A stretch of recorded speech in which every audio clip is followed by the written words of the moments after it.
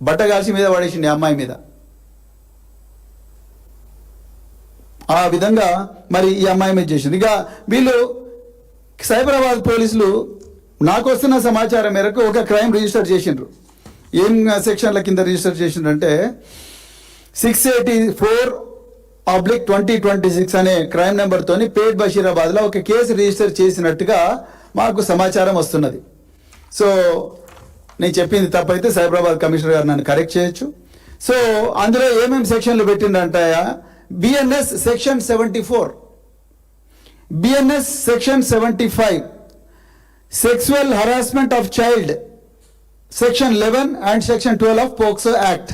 గమ్మత్తైన విషయం ఏంటంటే ఈ మూడిట్లో కూడా నేరం ఏదైతే ఉందో ఆ నేరానికి శిక్ష కేవలం 2 సంవత్సరాలు, 3 సంవత్సరాలు, 3 సంవత్సరాలు. అంటే ప్రజలకు తెలవాల్సింది ఏందయ్యా అంటే ఇది స్టేషన్ బెయిల్ పొందే విధంగా ఈ కేసులు బుక్ అయినాయి. బిఎన్ఎస్ఎస్ భారతీయ నాగరిక సురక్షా సమితి ఏదైతే బిఎన్ఎస్ఎస్ అని ఉందో ఒకప్పుడు సిఆర్పిసి, ఈ బిఎన్ఎస్ఎస్ లో 35 క్లాస్ 3 అని ఒక సెక్షన్ ఉంటుంది. దాంట్లో స్టేషన్ బెయిల్ ఇవ్వచ్చు.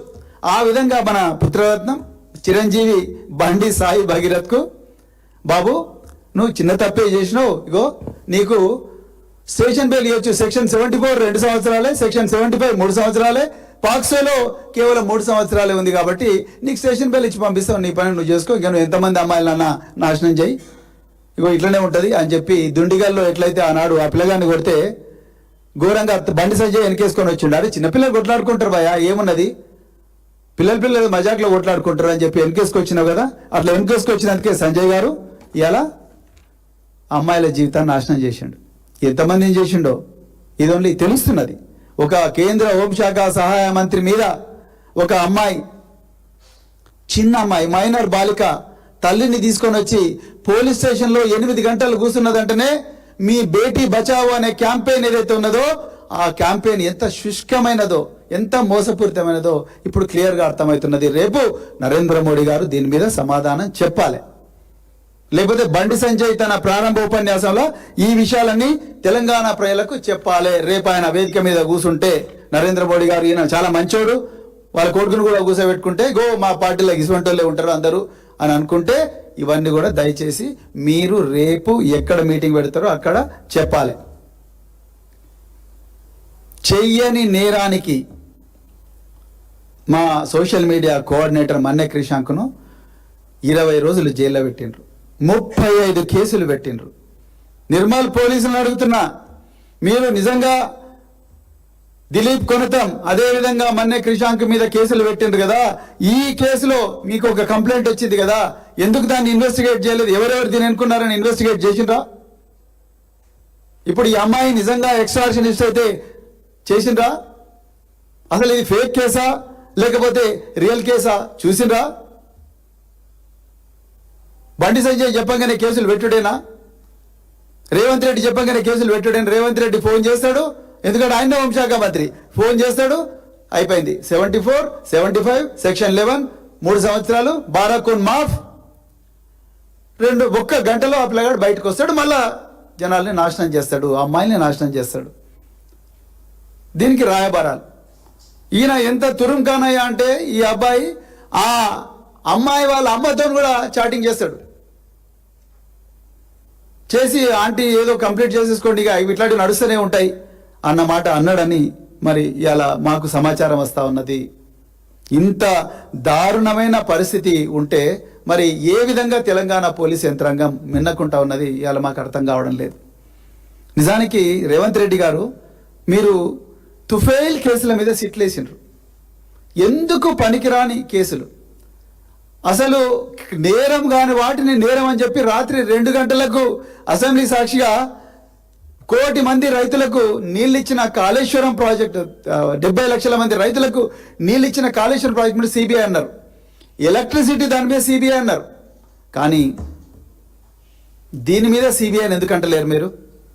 బండి సంజయ్ కొడుకైతే ఒక న్యాయం, ఇంకొకరైతే ఇంకొక న్యాయమా?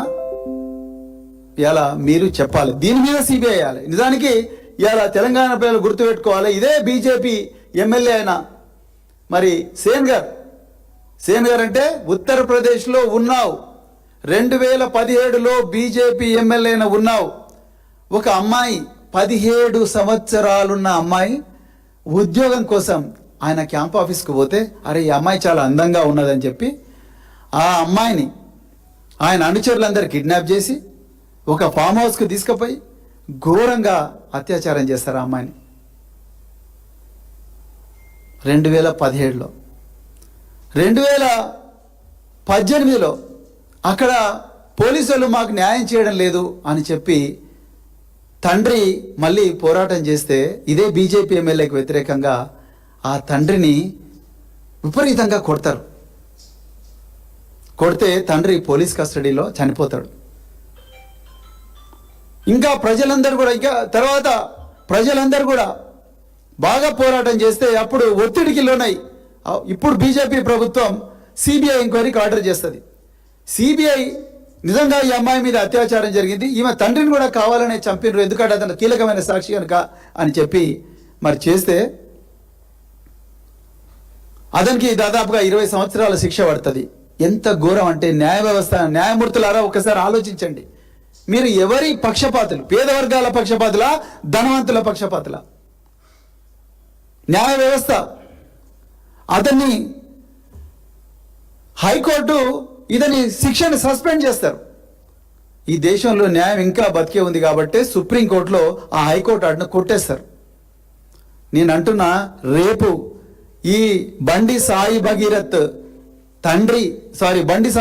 ఏ అమ్మాయినైతే అత్యాచారం చేసిండో ఆ అమ్మాయి తల్లికి తండ్రికి ప్రాణాలకు ప్రమాదం ఉన్నది. వాళ్ళ మీద ఏ ప్రమాదం జరిగినా, ఏ దాడి జరిగినా తెలంగాణ పోలీసులారా మీరే బాధ్యులవుతారు.